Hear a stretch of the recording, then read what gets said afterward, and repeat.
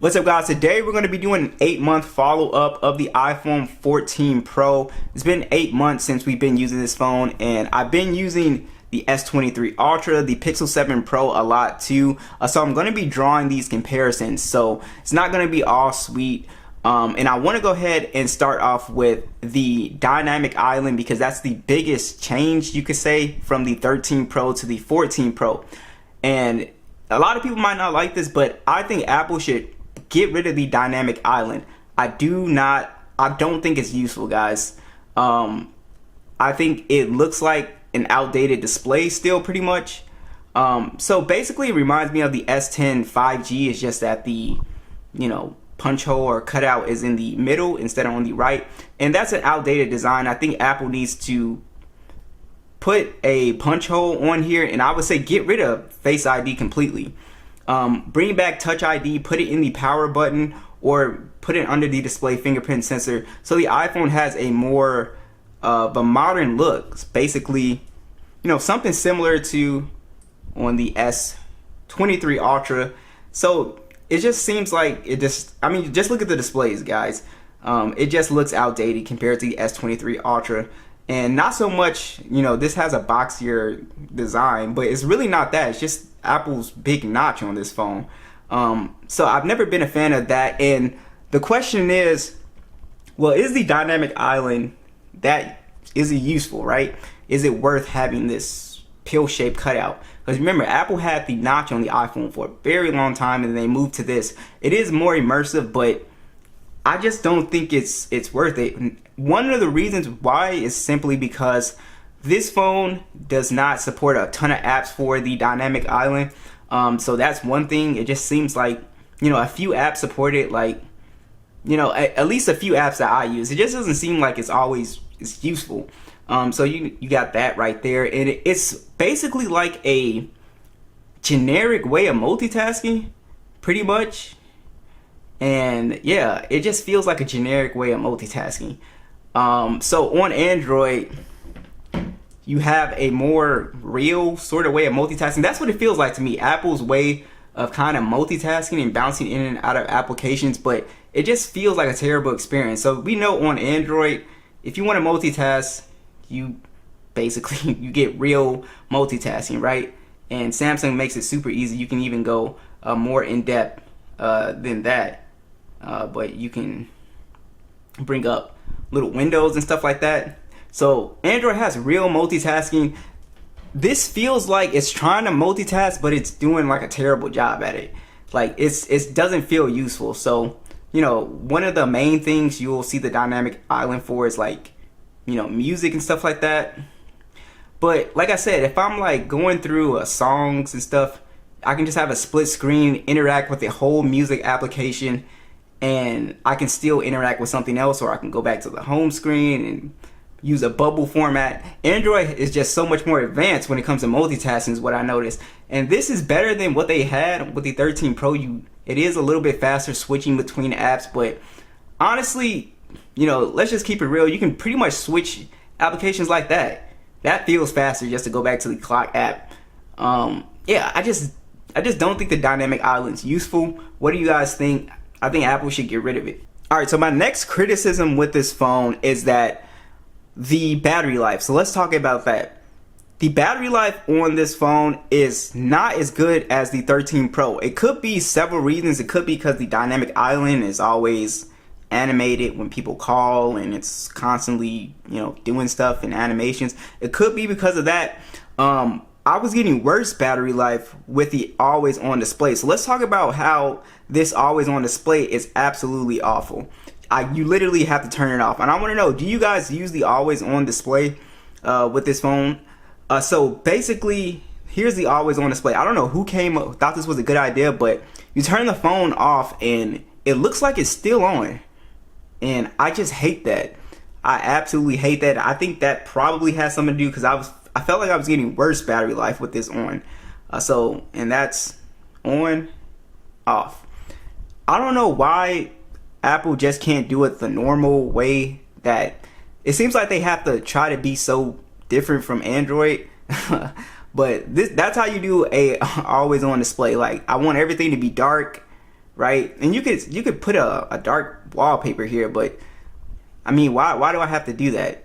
So they should have an option for me to just be able to see the clock or something like that, or I don't want to see my whole wallpaper. It literally looks like the phone is on. So absolutely hate that. I had to turn it off. Even though that was a good addition that they added to the phone, you can't even use it because it feels like it kills the battery life, and two, I just think it's awful. Alright, so it's not all bad with this display. There is one thing that I really like about the display, and that is the fact that it's a really bright display. It's 2000 nits peak brightness. When you're outdoors, you can easily see this phone. It's really nice. Direct sunlight. You can easily see what you're doing on this phone. And the specs on the display, the color and everything is still really nice. It's the Super Retina XDR OLED display. It's a 6.1 inch panel, and it is a 1080p plus panel on here as well too, 460 for the PPI. And the display looks fine. Like I said, I think the best thing about the display is honestly it's just super bright. So that's one thing that I really like. I've never struggled seeing this phone outdoors. Now let's talk about performance on this phone. It's a pretty good performer when it comes to gaming and stuff like that. Of course, Apple has a very fast chip, play PUBG at 90 frames. And my only thing about this phone is that it can get kind of hot for long periods of time with gaming and stuff like that. Most people, you might not notice because you probably have a case on it, but I definitely noticed that it can get a little bit hot for sure. Now, I've never had this phone actually crash on me or start doing like crazy frame drops. Yeah, so this phone does have the Apple A16 chip, 128 gigs of internal storage and 6 gigs of RAM on this model here. And like I said, performance wise, it's been pretty smooth. A lot of people have had a lot of glitches with iOS and a lot of bugs and stuff. For me personally, I've never really had any major complaints with bugs with iOS. Everything seems to work. Everything is very fluid.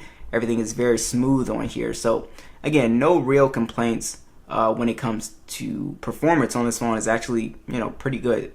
Now, Apple has always had some pretty impressive speakers, and these are still pretty good.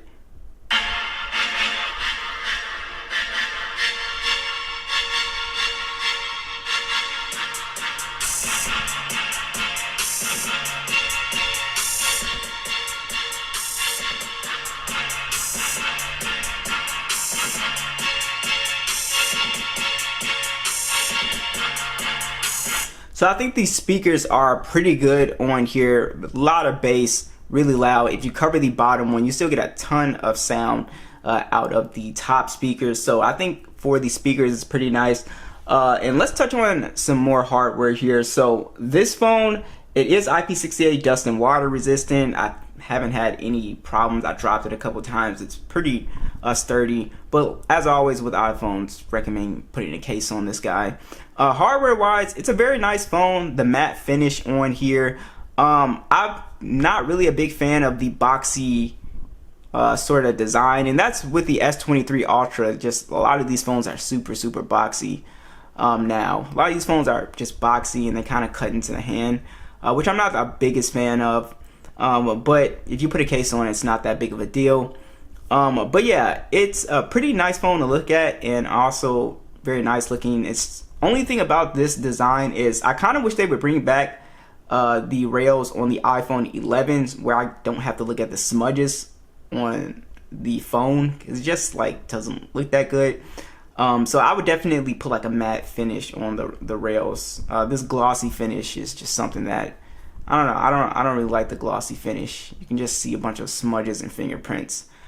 But other than that, very beautiful phone. Also with the hardware, the camera module gets really dirty, and I tried to clean it up, but the whole thing gets dirty, right? And that's pretty much, I don't know, it might be this color, but you just notice a ton of dust and it just gets really dirty. You have to clean it a lot, and it's really hard to get. You have to really like get in between there. But overall, the hardware is pretty nice. It's what you expect from $1,000 phone, right? Let's talk about the cameras. So This phone has a 48 megapixel standard, a 12 megapixel telephoto that does 3x optical zoom, and then a 12 megapixel ultra wide. It can shoot in 4K 60 on the front and back, and it has a 12 megapixel selfie cam. The cameras for the most part are pretty good. My only complaint with the camera is that I think the skin tones are always off for me. I just makes me look gray and very washed out, and absolutely hate it. I feel like I have to edit every time I take any type of selfie or any type of picture where I'm indoors. It just gets my skin tone completely wrong. It seems like that for everyone in my family as well. So it's kind of like it doesn't do that well indoors with, you know, darker skin tones. So that's one thing. Now, when you're just in outdoor lighting, it takes, you know, great shots on skin tones and stuff like that. But that's typically why I use the Pixel or the S23 Ultra for shots. I do think the iPhone has some really good video. You know, I just really like the way the video looks on the iPhone for sure. I've always been a big fan of the video on the iPhone, and yeah, I think for the average person, this is a great camera, just taking stills. The cinematic mode is pretty decent. But yeah, I wish Apple would implement some more zoom on this phone. Once you start using phones like the Pixel or the S23 Ultra, having that extra ability to zoom is pretty nice, especially with the S23 Ultra with the 10 times zoom. So I would definitely like to see that. I think them putting the 48 megapixel camera on here is pretty sweet, so you can take the raw photos and you get some pretty nice detail if you want to crop into a photo. So I think that was a pretty good move. The selfie camera, like I said, is fine minus the skin tones. And it does the autofocusing as well too, which is really nice.